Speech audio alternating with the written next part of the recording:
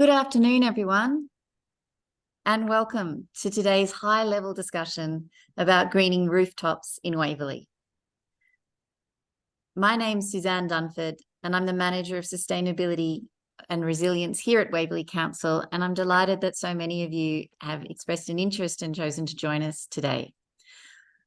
I'd like to acknowledge the Bidjigal, the Birrabirragal, and the Gadigal people of the Eora Nation, and pay respects to elders past and present who traditionally occupied this part of Sydney's coast.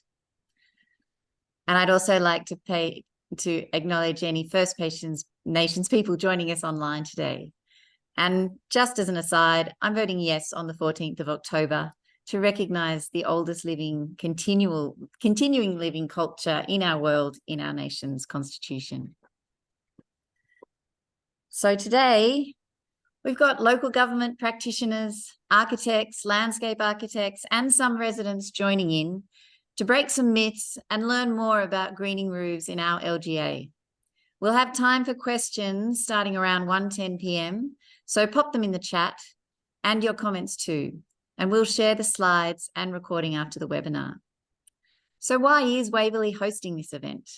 Well, it's because green roofs can help us adapt our highly dense urban community to climate change. Yesterday, the BOM declared an El Niño climate pattern, which is unsurprising given the alarming spring heat wave we're currently experiencing. With El Niño confirmed and ongoing global climate change, it's going to be a long, hot summer ahead, not just this year, but for years to come. So we need to prepare our communities for increasing temperatures.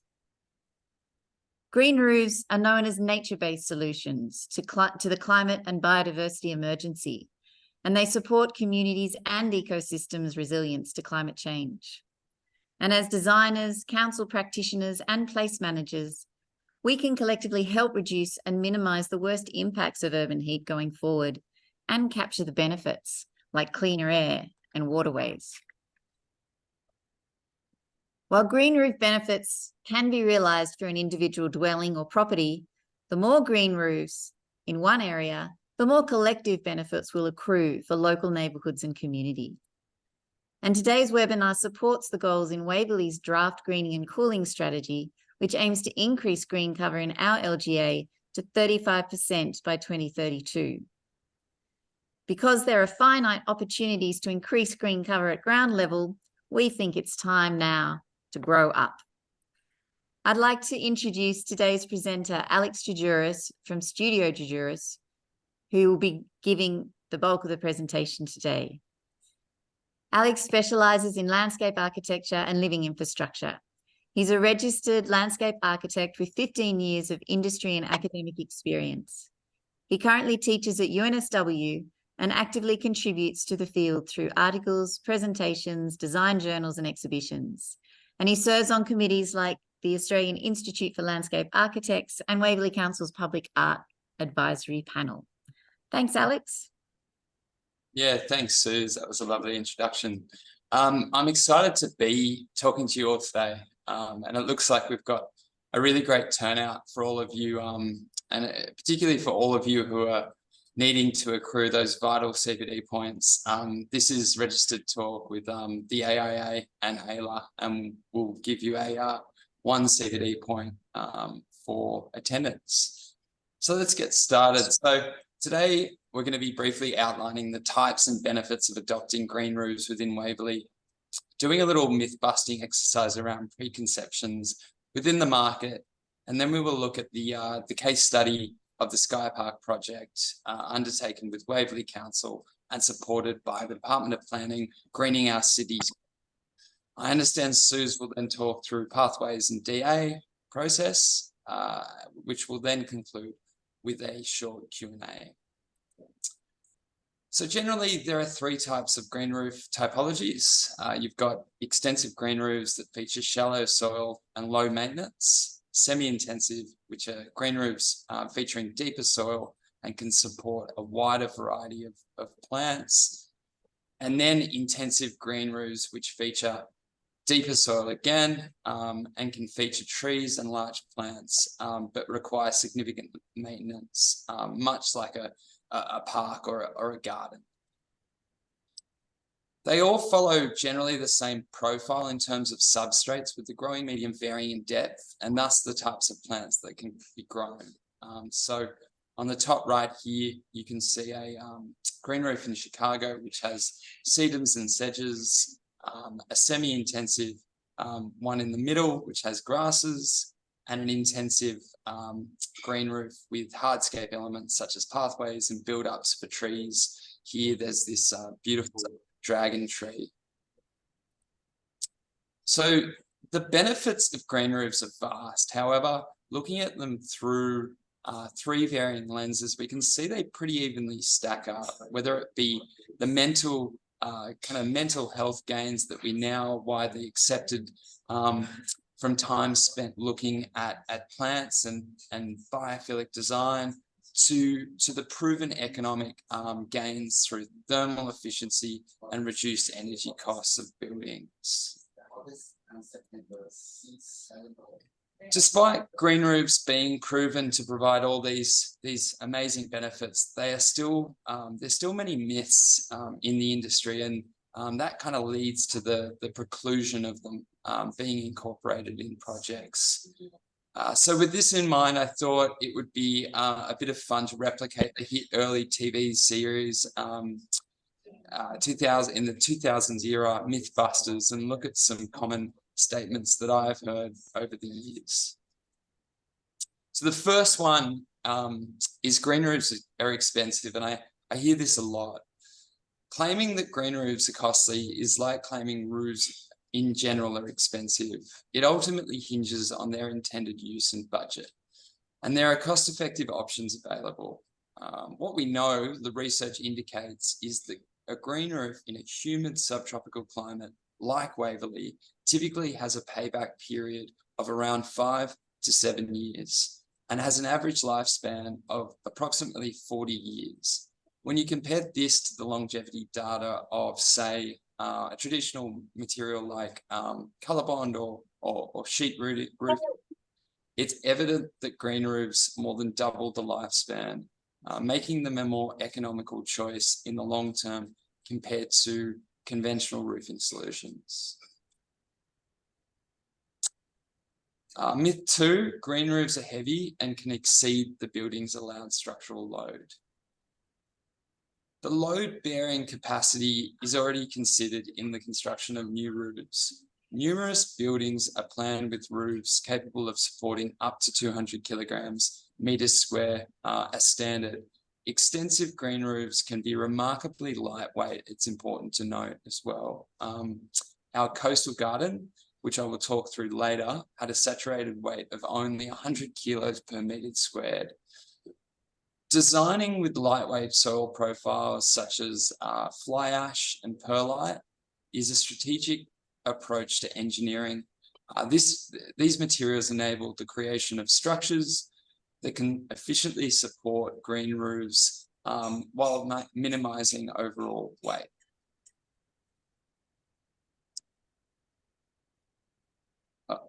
Green roof myth 3, green roofs leak like a sieve. I also hear this one a lot. Roofs, whether they are traditional or green, can experience leaks when installed incorrectly. Design inadequately or not properly maintained. Green roofs, however, offered added benefits as they shield the waterproofing layer from natural wear and tear, including expansion and contraction caused by temperature fluctuations, which are again prevalent in the Waverley area. Moreover, they provide protection from the sun, significantly expanding the membrane's lifespan, and they act as a defense against hail, which again we also get a lot of in Sydney's east.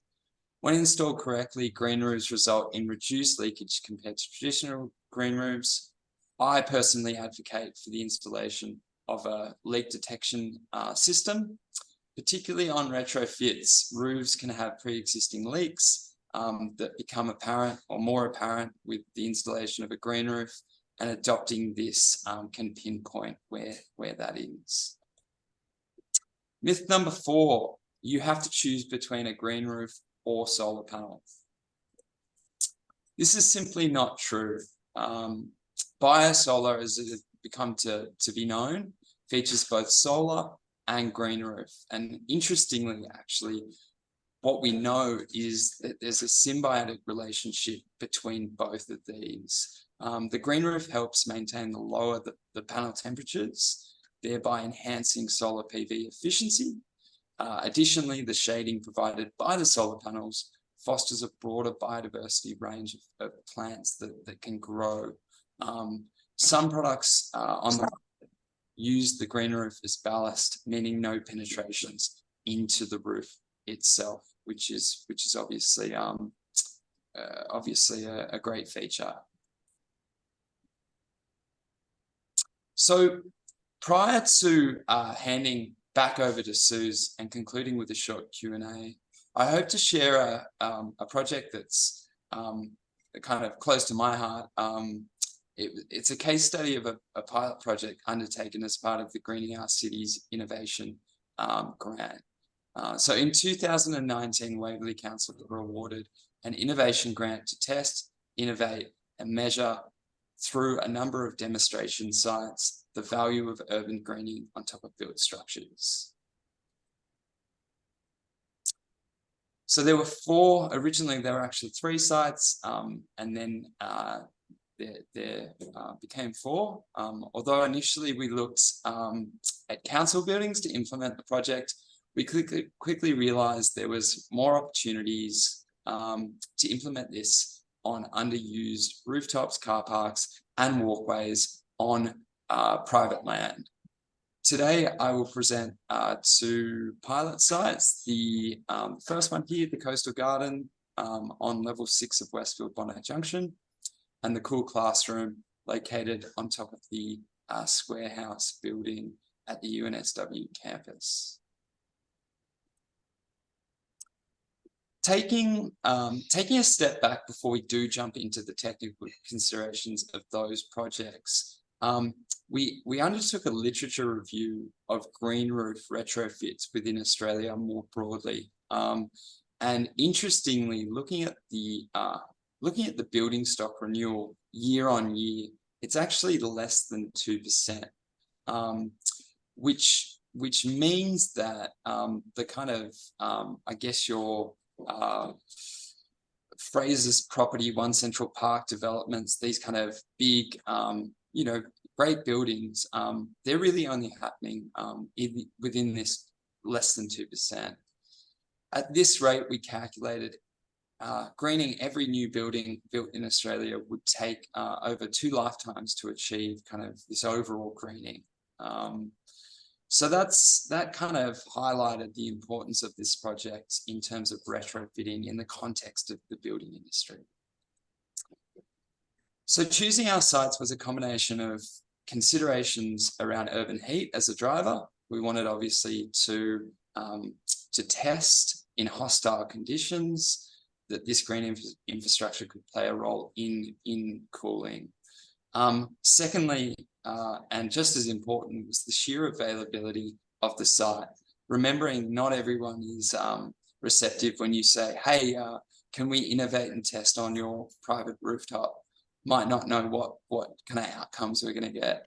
But luckily we did get some private landowners come to the experiment. Once sites were chosen, we conducted extensive site analysis to both baseline heat data, but also provide us with information to help our design. This was gathered through setting up a weather monitoring station to understand elements such as wind speed, direction, along with conducting solar studies.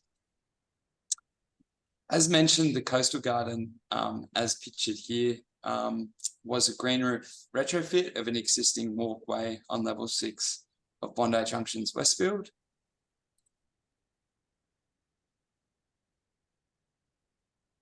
One of the interesting things about this site were the load requirements were really tight.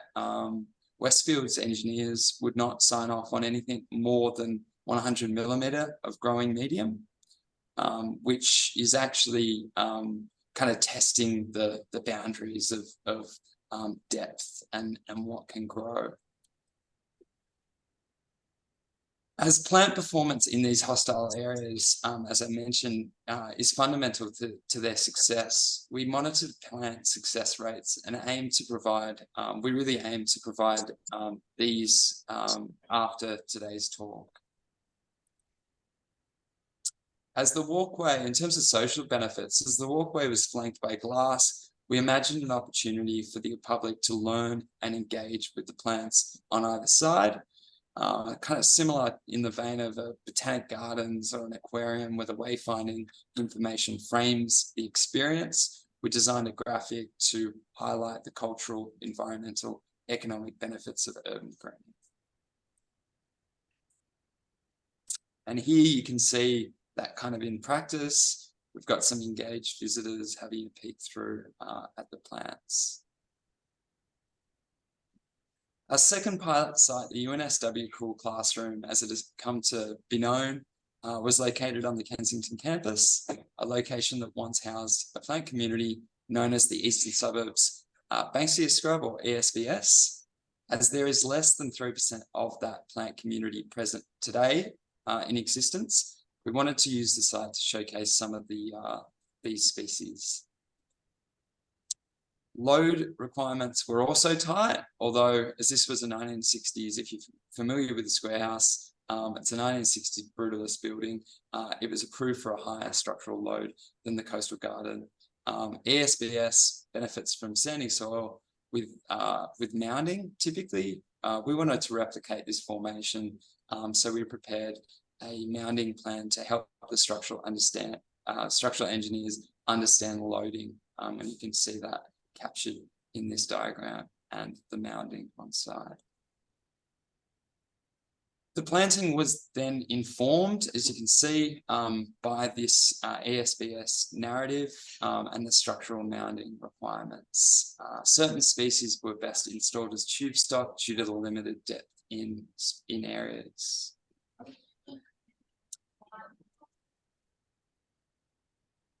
Socially, this space is intended to become an outdoor learning environment for green innovation.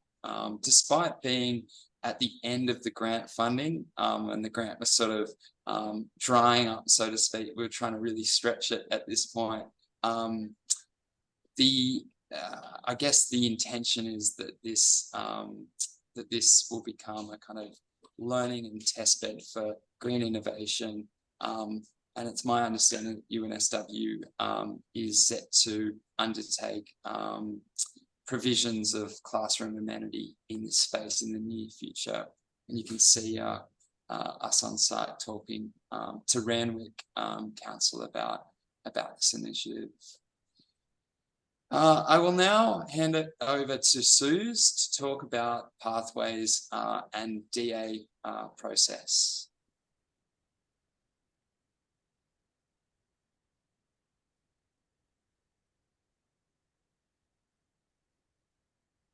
Hi, everyone. I'm back. And as Alex has said, there's a huge opportunity to retrofit green roofs. But in Waverley, most of the green roof will come to council as a new build or an old centre adds. But I've put up the part of the DCP that it relates to. And as it says in the DCP, green roofs and walls are encouraged in Waverley. We require them to be non-trafficable, and whether they're considered part of landscaped area or not, we decide on a site-by-site basis. And I think it's important to note that it does say in the DCP that there are visual and acoustic privacy impacts to consider. And again, that's because Waverley is one of the densest LGAs in the country. And so we really need to consider everyone's considerations when encouraging these technologies. I note, people, that there are not many questions in the chat. So if there's anything that Alex presented on, pop it in the chat. Otherwise, we'll go to questions after this.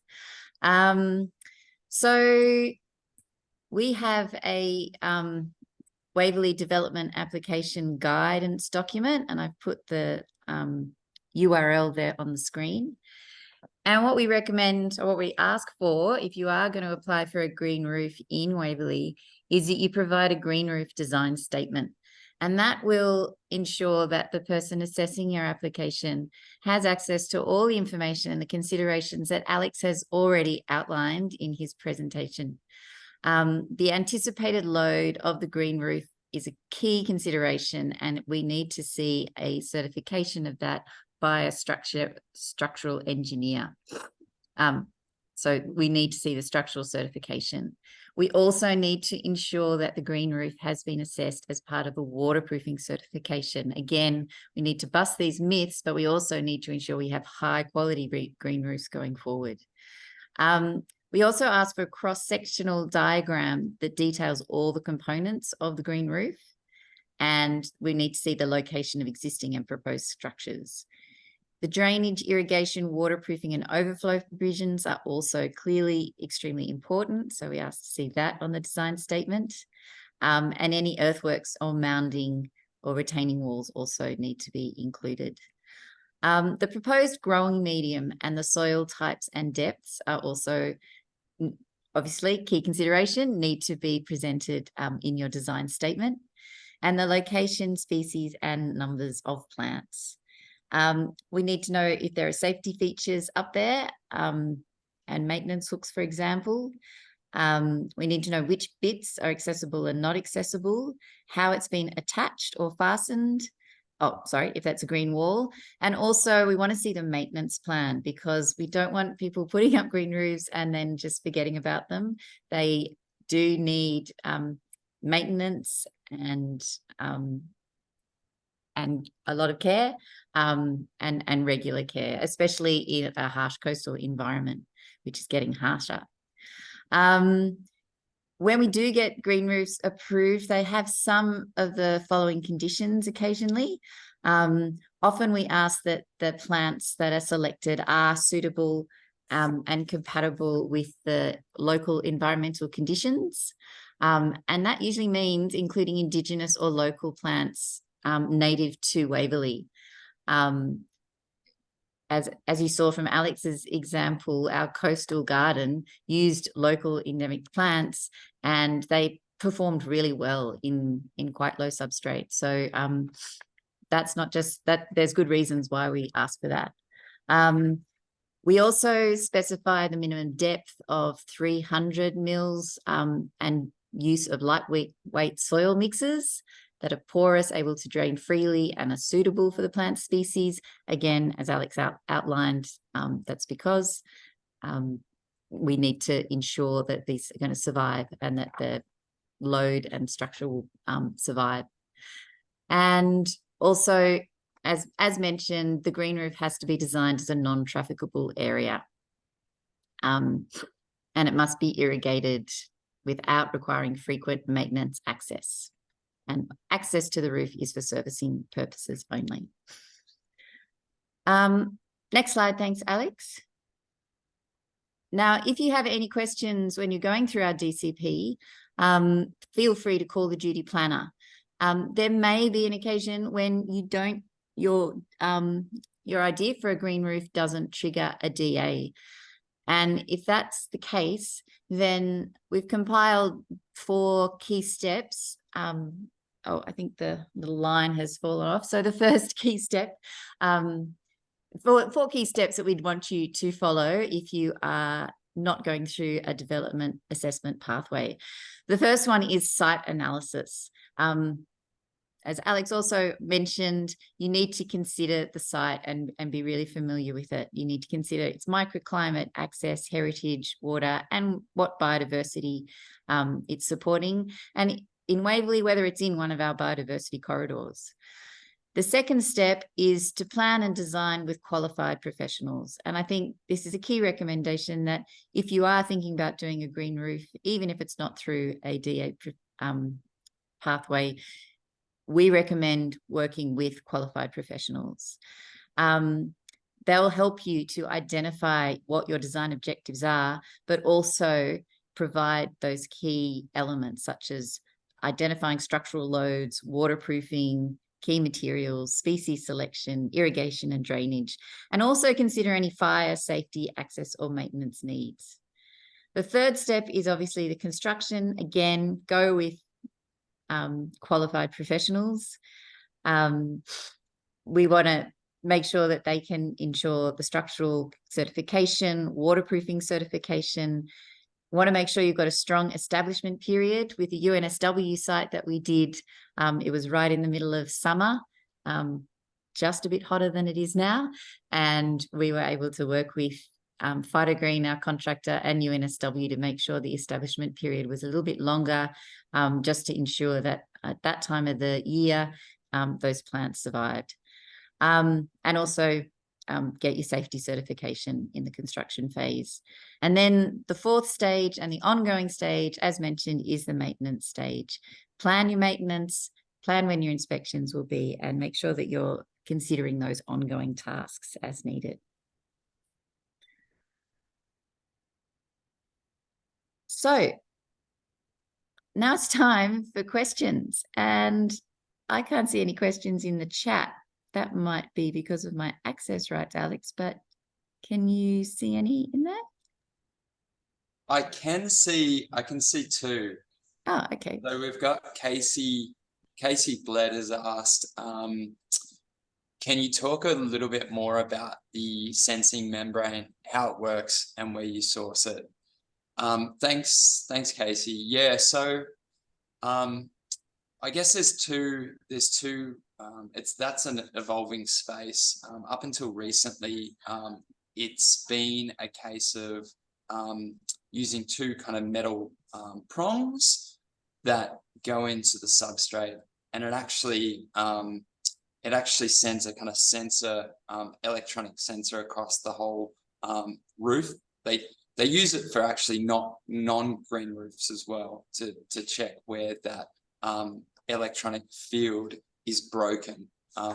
So there's that technology. There's also a new product on the market that I haven't specified yet out of Canada, which is actually a substrate layer, which is also the waterproofing membrane as well. So it actually, if it does rupture, it actually just connects to your iPhone or your computer and lets you know. So I guess they're getting more, again, they're getting more kind of sophisticated, but it's probably not something that you're going to put on your pottery shed in your backyard, given that some of them are quite costly. Thanks, Alex. And there was another related question about inspired exteriors, which you've kind of answered, but once the leak is identified, what are the steps to rectify at that stage? Yeah, so I guess the good thing about knowing where it is not having to lift up significant parts of the plants, the growing medium and the substrate. So the first case is to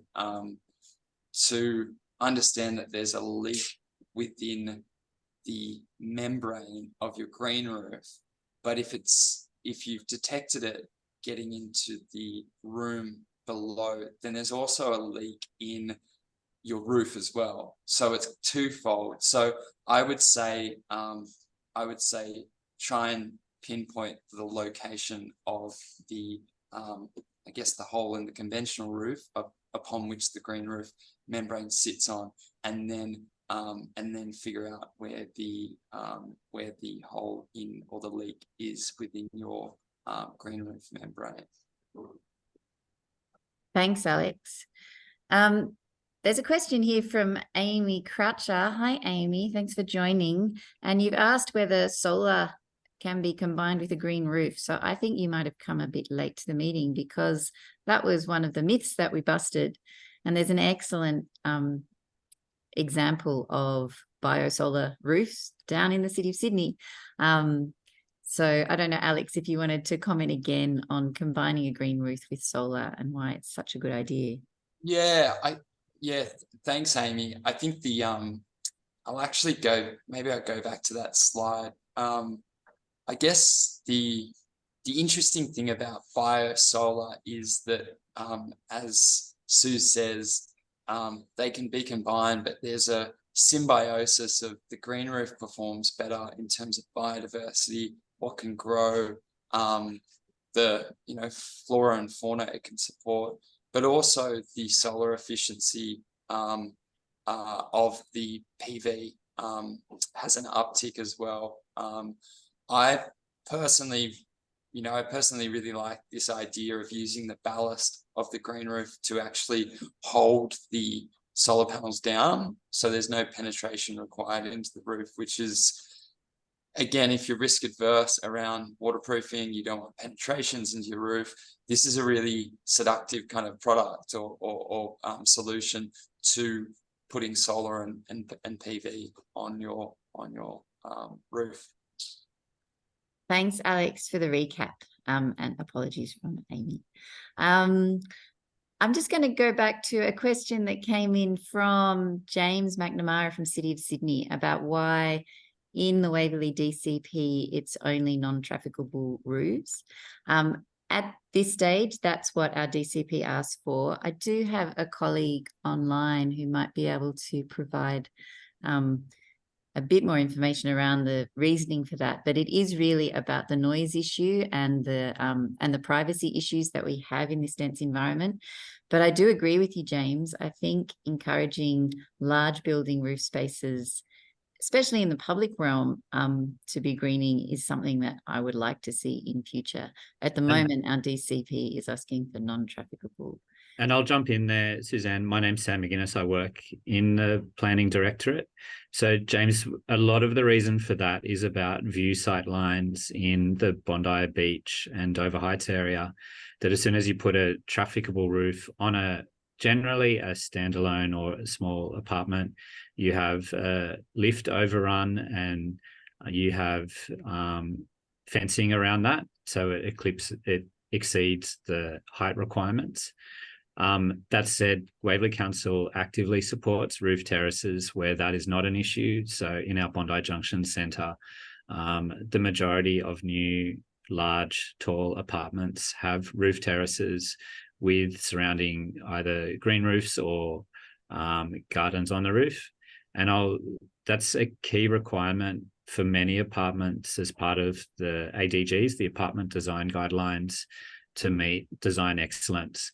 So frequently new apartments can't construct greenery at ground level near the streetscape, so they are doing on the roof, and Waverley Council actively supports it in that case, particularly where they're not blocking someone else's view of a beach, which is managed through height controls in our LEP and DCP. So I hope that helps. Thanks heaps, Sam, for jumping in there.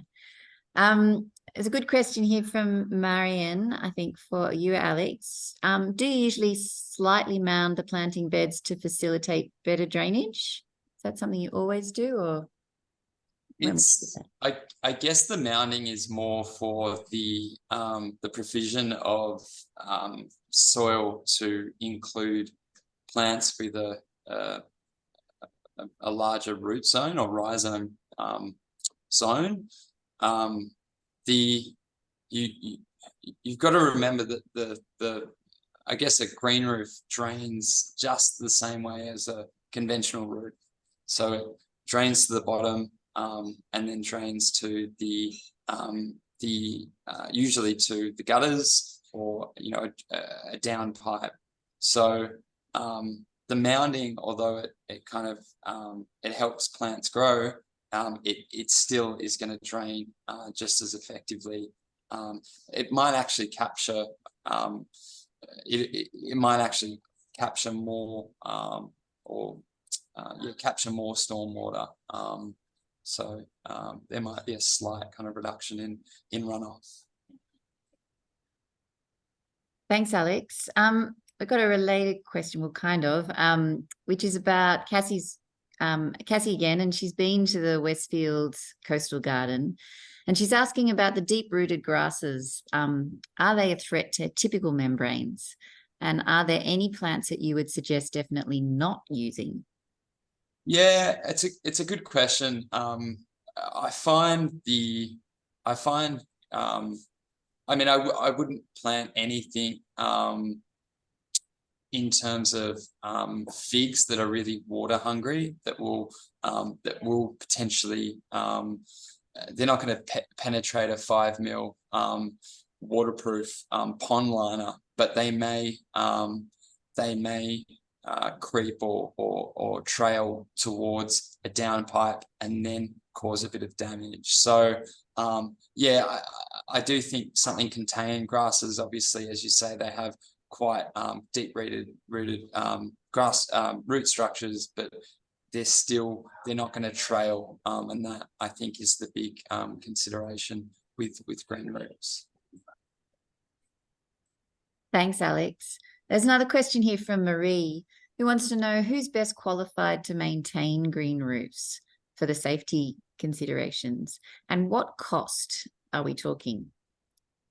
Yeah, so I probably can't answer the costs involved in that, but what you're wanting is you're wanting a landscape contractor who has certification at working at heights, and that is yeah, that's kind of beyond just your usual garden maintenance crew. Obviously there are clips and harnesses depending on the kind of complexity of the green roof and green wall in particular.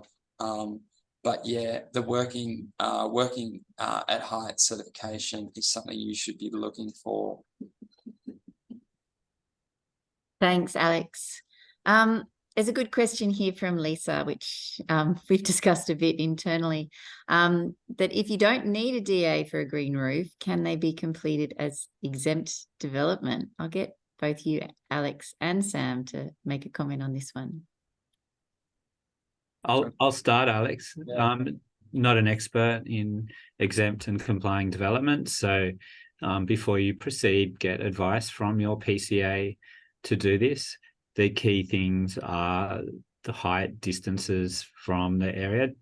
There's a few gaps potentially in exempt and complying development that they don't identify things like a planter box, which you could easily put on a balcony at the moment or a large pot plant, and my colleagues in council compliance would have no problem with that. And there's an argument that a green roof is not that dissimilar depending on the scale. So I'm not going to give you a precise answer to this, but I think there are many green roofs could be built under exempt development if it's very low key, but once you get in changing the heights, impacting on the structure, you'd probably be recommended to go down either a complying pathway with a PCA or a DA, but each example is different, so it's tricky. Alex, do you have a view on? Yeah, no, completely. I actually I recently road tested this for within the city of Sydney. I called up their duty planner and just said, you know, what triggers a DA? Does a green roof? And they said it does, but they're, I guess, similar to Waverley, city of Sydney have targets around green cover, and they're looking at potentially, you know, what would warrant a CDC green roof, given that, you know, all certification is tickety boo. So yeah, I agree. It maybe is a bit of a prohibitive step given the size or the, you know, scale of it. Thanks, Alex. And thanks also to Josh, who's helpfully just included for us in the chat the part of the exempt and complying development codes that does relate to planter boxes. Thanks, Josh. Did you want to make a comment, Josh, on that? You don't have to.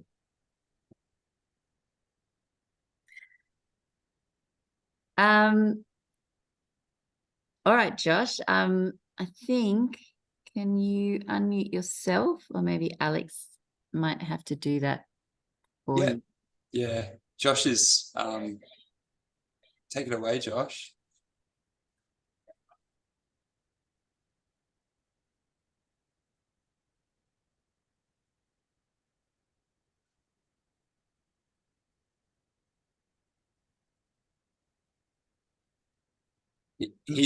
Josh is unmuted, but I'm not able to hear him. No, we can't get to it at the moment, Josh. So we might try and come back to you. Can you hear me or no? Oh, there you are. Hi. Oh, hello. Can you hear me? Yeah, we can hear you. Hi. Sorry, I'm a certifier, so I thought I'd just Thank you. interject. So yeah, Sam. Obviously, there's no specific subdivision within the exempt code that would say what a planted box is or would be required to comply. But there is the landscaping structures subdivision, which generally I would apply to. I mean, there's a vast array of things like arbors, day benches and things like that. So if in doubt, I always refer to that subdivision because it is also pretty onerous, which is good because it's exempt development.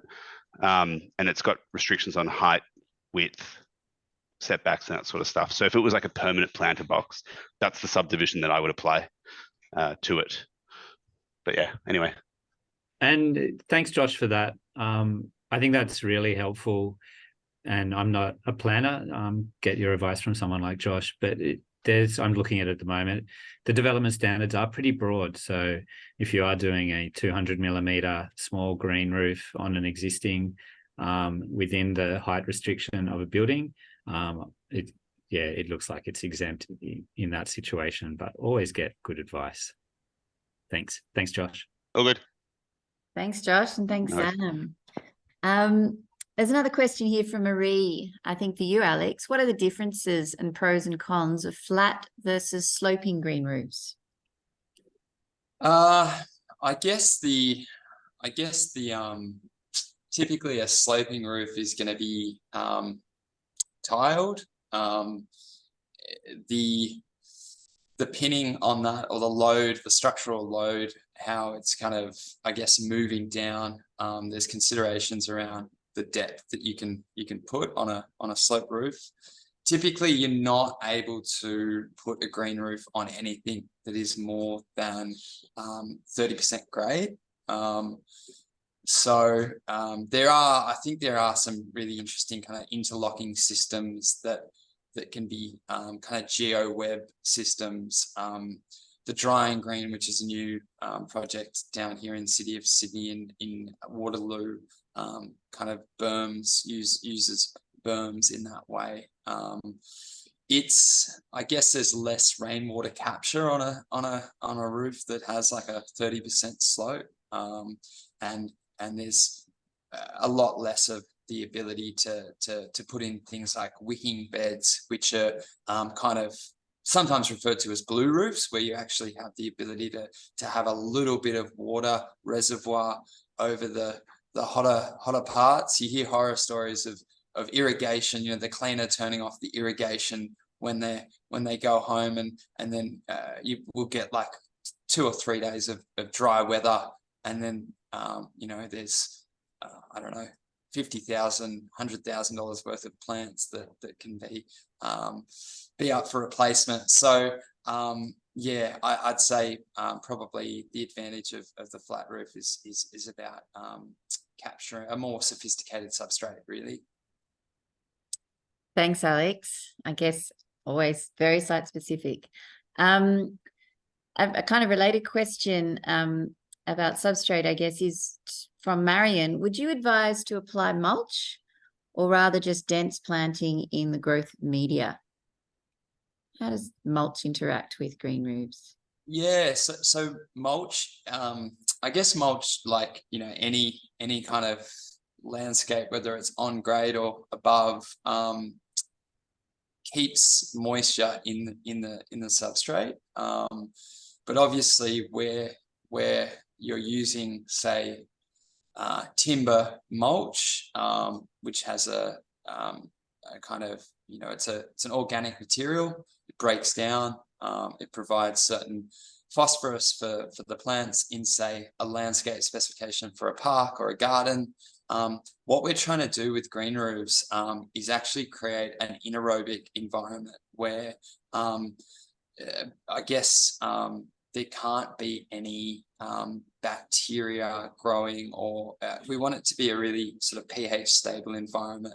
So mulching really with things like pumice, or even there's a product out of Germany called clinker, which is like basically fired bricks, and they get this they kind of almost turn out like popcorns. It's because it's concrete or brick, it's anaerobic, it's not organic, it's not going to break down and affect the pH of the substrate. So that's kind of what we're looking for a mulch.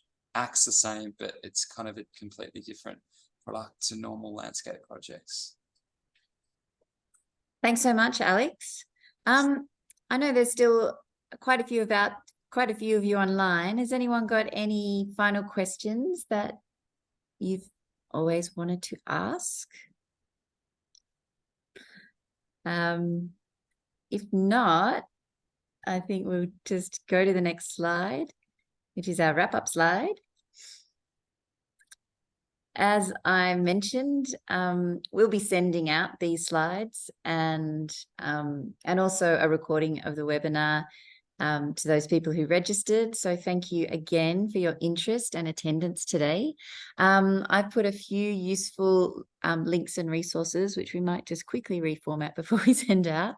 But the New South Wales government does provide guidance on green roofs. You can find it on the Adapt New South Wales site, on the DPE site, Department of Planning and Environment site.